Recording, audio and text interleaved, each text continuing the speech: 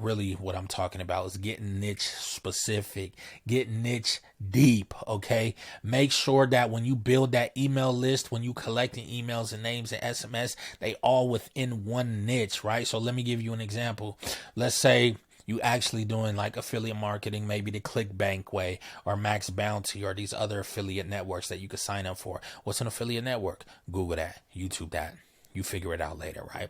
But let's say you're doing it the more traditional way on how affiliate marketing is done, right? If you dive deep in a niche, let's say you focus on relationships, right? Let's focus on interpersonal relationships, improving people's confidence, right? There's a bunch of products out there that can help. There's courses, there's different products that you can be an affiliate for, right? But when I'm talking about niche down, I'm talking about get deep up in that niche, baby, right? Because when you're building your email and your SMS list for affiliate, right? This is one part of affiliate marketing. And you have 100,000 emails or phone numbers that all gave you their consent and information to be marketed to.